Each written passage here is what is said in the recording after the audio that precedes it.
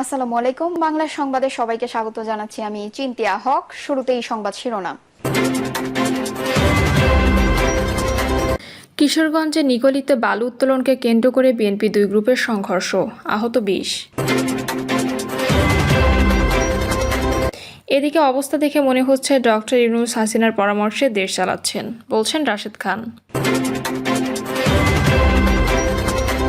জানাবো ভারত ছাড়ছেন শেখ হাসিনা, গুঞ্জন উঠছে ভারতীয় গণমাধ্যমে। খায়রুল হকের ফাঁসির দাবিতে আইনজীবীদের বিক্ষোভ। এবং সর্বশেষ জানাবো সবজির বাজারে স্বস্তি নেই, লাফিয়ে বাড়ছে ডিম পেঁয়াজের দাম। শুনছিলেন সংবাদ শিরোনাম, এবারে বিস্তারিত। কিশোরগঞ্জের নিকলিতে বালু উত্তোলনকে কেন্দ্র করে বিএনপি দুই গ্রুপের সংঘর্ষ, আহত ২০। কিশোরগঞ্জের নিকলিতে নদী থেকে বালু উত্তোলনকে কেন্দ্র করে বিএনপি ও যুবদলের নেতাকর্মীদের মধ্যে সংঘর্ষে অন্তত ২০ জন আহত হয়েছেন। দুপুরে জেলার নিকলি উপজেলা সদরের নতুন বাজার এলাকায় এ ঘটনা ঘটে। আহতদের নিকলি উপজেলা হাসপাতালে ভর্তি করা হয়েছে। পুলিশের স্থানীয় সূত্রে জানায়, দীর্ঘদিন ধরে নিকলি উপজেলা সদরের ঘোড়াউত্রা নদী থেকে অবৈধভাবে বালু উত্তোলন করেছিল স্থানীয় ৬ নম্বর ওয়ার্ড বিএনপি নেতা গিয়াসউদ্দিনের লোকজন। এ নিয়ে উপজেলা যুবদলের যুগ্ম সাধারণ সম্পাদক ও উপজেলা ছাত্রদলের সাবেক সাধারণ সম্পাদক আজহারুল ইসলাম সোহেলের বিরোধ চলছিল। এ বিরোধের জের ধরে আজ দুপুরে আজহারুল ইসলাম সোহেল ও বিএনপি নেতা গিয়াসউদ্দিনের লোকজন নতুন বাজার এলাকায় দেশীয় অস্ত্র নিয়ে মুখোমুখি সংঘর্ষে জড়িয়ে পড়ে।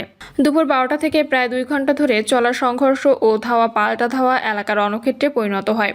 সংঘর্ষে উভয় পক্ষের অন্তত ২০ জন আহত হয়েছেন। খবর পেয়ে নিকলি থানা পুলিশ ঘটনাস্থলে গিয়ে পরিস্থিতি নিয়ন্ত্রণে আনে। নিকলি থানার ওসি কাজী আরিফউদ্দিন ঘটনার সত্যতা নিশ্চিত করে জানান, বালু উত্তোলনকে কেন্দ্র করে স্থানীয় দুইটি গ্রুপের মধ্যে এর সংঘর্ষ হয়। বর্তমানে পরিস্থিতি শান্ত রয়েছে বলেও জানান তিনি।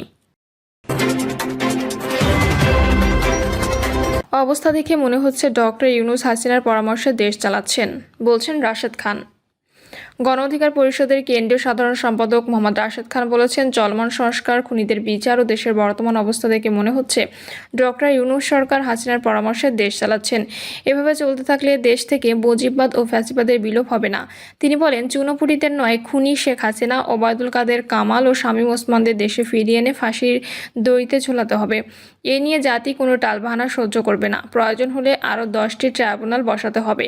টাকা না থাকলে জনগণ টাকা দেবে। এনসিপির সমালোচনা করে রাশেদ খান বলেন, এই দলটি সরকারের পৃষ্ঠপোষকতা পাচ্ছে, এটা আমার কথা নয়। টিআইবি প্রধান তাদের কিংস পার্টি বলে আখ্যা দিয়েছে।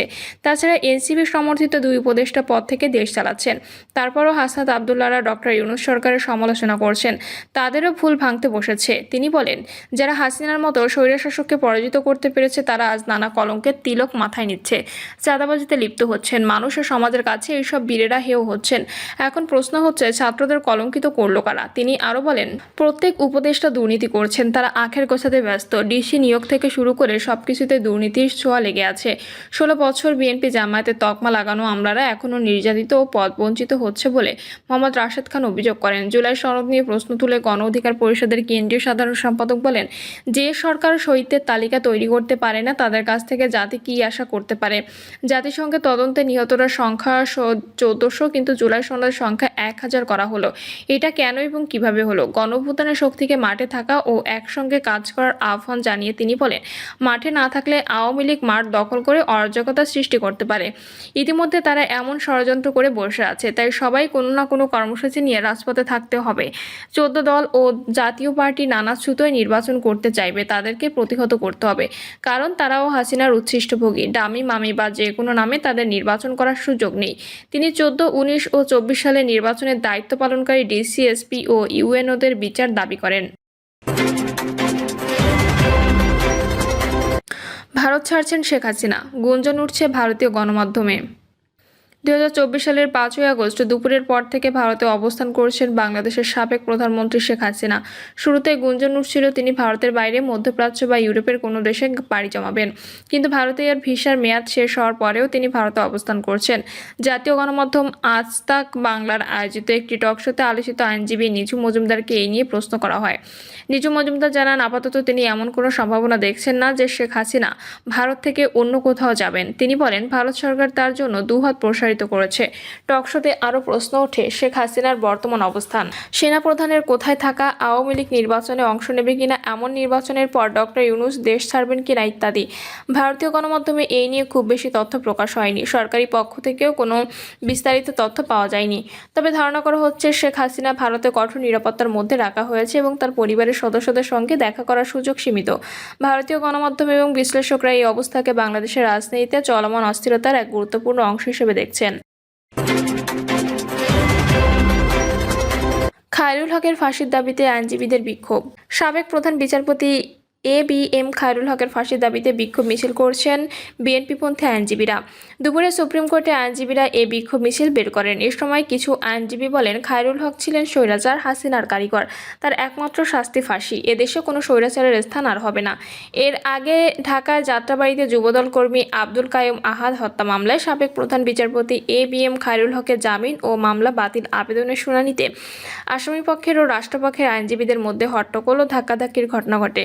এ সময় রাষ্ট্রপক্ষের আইনজীবী আসামিপক্ষের আইনজীবীদের উদ্দেশ্যে বলেন, তারা বিচার বিভাগকে ধ্বংস করে এখন মায়াকান্না দেখাতে এসেছেন। সাবেক প্রধান বিচারপতি এস.কে সিনহাকে যখন দেশ থেকে বের করে দেওয়া হয়েছিল তখন আপনারা কোথায় ছিলেন? পরে আদালত রাষ্ট্রপক্ষের আবেদন মঞ্জুর করে আগামী 17 আগস্ট এই মামলার পরবর্তী শুনানি দিন ধার্য করে। সবজির বাজারে স্বস্তি নেই, লাফিয়ে বাড়ছে ডিম পেঁয়াজের দাম।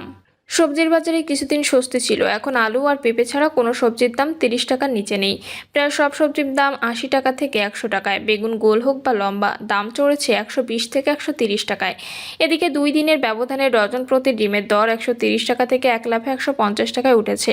এদিকে পেঁয়াজের বাজারে ঝাঁজ বাড়ছে, রাতারাতি সবজির দাম চড়ায় বাজারে গিয়ে ক্রেতারা হতাশা প্রকাশ করছেন, নতুন করে বিপাকে পড়েছেন। কারণ বাজারের সবজি কিনতে আসা তেস্তুরি বাজারের বাসিন্দা আশিকুর রহমান বলেন, গত এক সপ্তাহে প্রায় প্রতিটি সবজির দাম কেজিতে 30 থেকে 40 টাকা বেড়েছে। বাজার ঘুরে দেখা গেছে কিছুদিন আগেও যে পটল 40 টাকায় কেনাবেচা হচ্ছিল তা এখন 80 টাকা, ঝিঙা 100 টাকা, কাঁকরোল 80 টাকা, করল্লা 100 থেকে 130 টাকা, বরবটি 130 টাকা, ঢেঁড়স 120 থেকে 130 টাকা বিক্রি হচ্ছে। বেগুন বিক্রি হচ্ছে 130 থেকে 140 টাকায়, টমেটো বিক্রি হচ্ছে 160 টাকায়। কারণ বাজারের পাইকারি ও খুচরা বিক্রেতারা জানিয়েছেন, গত এক সপ্তাহ ধরে সবজির বাজার বেশ চড়া। দরবৃদ্ধির জন্য সাম্প্রতিক বৃদ্ধিকে দায়ী করে তারা জানান, বর্ষার সবজি ক্ষেত নষ্ট হয়েছে, এতে সব ধরনের সবজির সরবরাহ কমেছে। বিক্রেতা মোহাম্মদ রফিক বলেন, বৃষ্টির পর হঠাৎ দর বৃদ্ধি পাওয়ায় তারা অস্বস্তিতে রয়েছেন। গত 2 দিন ধরে ডিমেরও বাজার চড়েছে। সবজির দাম বাড়লে ডিমের বিক্রি বেড়ে যায় বলে জানান বিক্রেতারা। পেঁয়াজের দামও প্রতি কেজি 50 টাকা থেকে 80 টাকায় উঠেছে, তবে চালের দর স্থিতিশীল। গত ঈদে যে দাম বেড়েছিল সেখান থেকে কিছুটা কমেছে। মাছের বাজার আগে থেকে চড়া। গরুর মাংসের দাম স্থিতিশীল থাকলেও খানিকটা বেড়েছে ব্রয়লার ও সোনালী মুরগির দাম।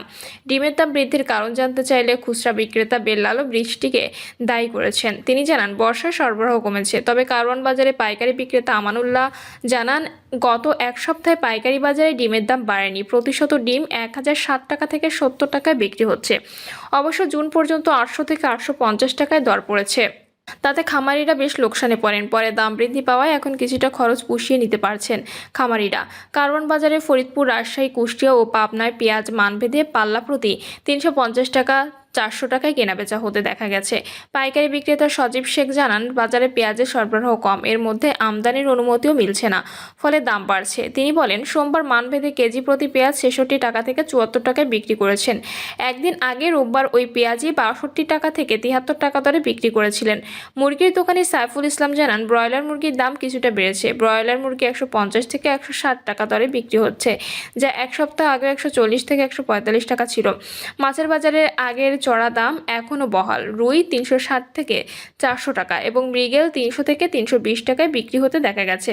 তেলাপিয়া বিক্রি হয়েছে 200 থেকে 220 টাকা, পাঙাশ 220 থেকে 240 টাকা এবং মলা ও কাচকি 400 টাকায় বিক্রি হতে দেখা যায়। মাঝারি আকারের বাইলা মাছের দাম 900 থেকে 1100 টাকা। প্রিয় দর্শক, এই ছিল এখনকার সর্বশেষ সংবাদ। আপডেট সব সংবাদ পেতে চ্যানেলটি সাবস্ক্রাইব করে বেল আইকনটি ক্লিক করে রাখুন।